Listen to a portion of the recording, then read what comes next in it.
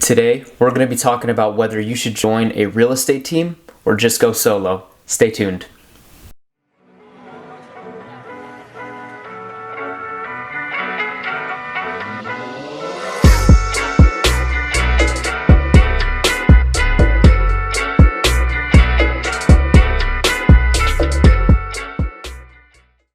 What's going on, everybody? Welcome back to my channel. Gosh, it feels so good to be saying that again. If you're new to this channel, welcome. If you enjoy this video, please make sure to like, comment, and subscribe. I know I have been missing for over a month and I do apologize. December was just a crazy month. There was so much going on. And I'm just glad to be making videos for you guys again. I'm actually in the middle of converting my garage into an ADU, an additional dwelling unit. So I'm gonna be pretty busy with that in the next couple of weeks and the months to come, and I'm planning on converting this room into an office. So there's gonna be some movement around, but I just couldn't wait any longer to make videos for you guys, and today I got a great video for you. Today we're gonna be talking about whether or not you should join a real estate team or if you should just go solo. Now, if you're new to the business or you've been in the business a while and this is kind of something on your mind, I think you're really gonna enjoy this video.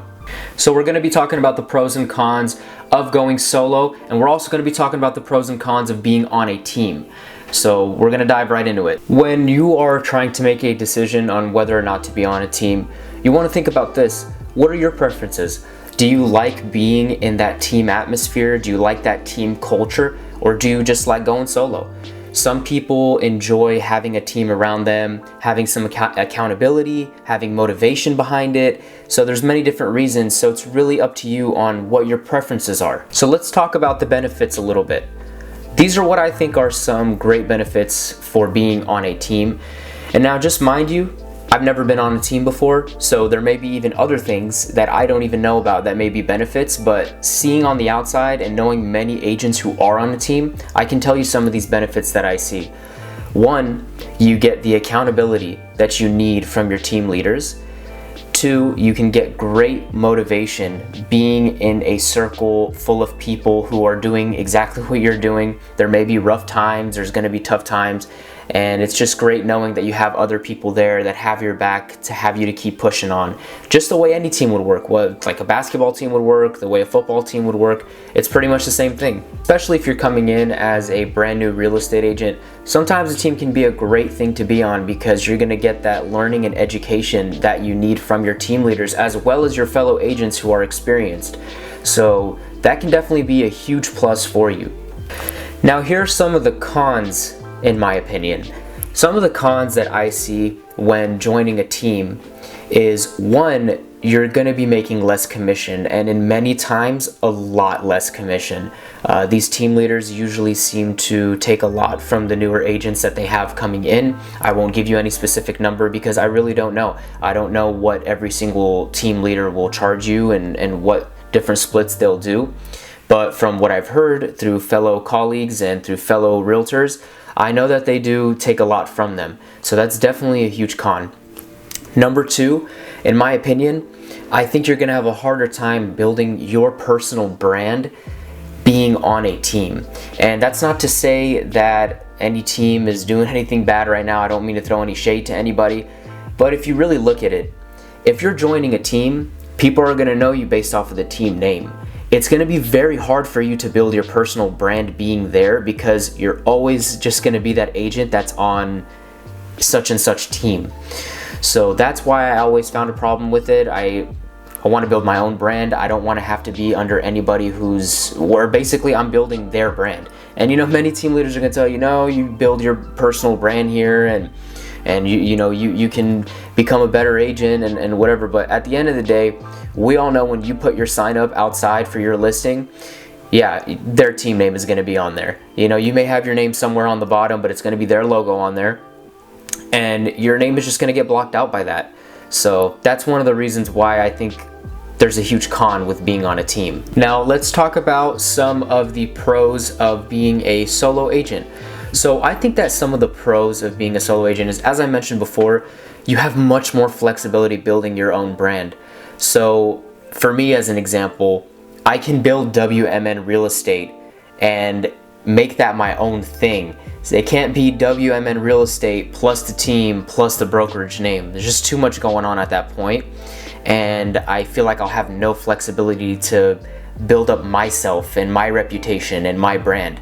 Now, it is great being a part of a team that already has a great reputation, but the whole point I became an entrepreneur, the whole point I became an agent, the whole point I became self-employed was to build up me and my brand and have people trust me. I don't want people trusting I would want people trusting my team name, but I want people to come to me for me, not because of somebody else and not because of some other name. You know, I want them to come to me because Will is a great realtor. Will is a great friend. Will is a great communicator, negotiator. You get what I'm trying to say. Another huge pro of going solo is you get to keep more commission. You have more money in your pocket. I mean, who doesn't love extra money in their pocket for the deals that they close, for the deals that they work hard for? Of course, that's always awesome. And another thing that I really love about it is you don't have a boss that is going to be breathing down your neck. Listen, just because you join a team does not mean that they are going to be a good team. It doesn't mean that they're going to be some awesome team leaders who are going to really walk you through the process and do everything great for you. Now let's talk about some of the cons that I do see with going solo, especially as a newer agent. When I first came in, these are some of the cons that I saw going solo. You don't have that team motivation, which it does kind of suck because I'm a huge team player. I love being on a team, so it did kind of suck to not have a large group, you know, kind of just being next to me the whole time. And now, of course, you can have other agents in your office, but it's much different when you have a team. You know, you guys are all kind of just fighting towards the same goal. You guys are working under the same person, working on the same team. So it's nice to have that team motivation there. Another thing that may suck is you'll feel like you're on your own when you first start. No agent wants to feel like they're on their own when they first start. That's like the worst thing ever. So I'm actually going to explain to you what I did as a solo agent, because as I've mentioned in other videos, having a mentor was one of the biggest things for me. So what I did when I became a solo agent, many people were like, just join a team, have a team leader teach you everything, have a team leader go over everything with you and guide you through the contracts and everything. But then I thought to myself, well, I won't be able to build my own personal brand. They're going to be taking a lot of money from my pocket. So what I did was I got myself a mentor. I hired a mentor to do the accountability for me. I hired a mentor to do the education part for me, you know, so I can get all the education from them. They hold me accountable for things that I do, but at the same time, they're not breathing down my neck. They're just there, standing there, making sure that you're doing a great job and making sure you are working hard. So that's basically what I did. I found that to be the easiest thing for me. I've built great relationships with the mentors that I've come across. It's really helped me so much. And all at the same time, I got to build WMN Real Estate this entire time. And that's it for today's video, guys. I really hope you enjoyed it, and I really hope I helped your decision, whether you're leaning on going solo or you're leaning on joining a team. I really hope I helped your decision. And if you enjoyed this video, please make sure to like, comment, and subscribe. And make sure to subscribe to my weekly newsletter. It's going to be down in the description box below. On there, I keep you updated on the real estate market and on current events. And I hope you all have a great day, and I will see you all on the next one.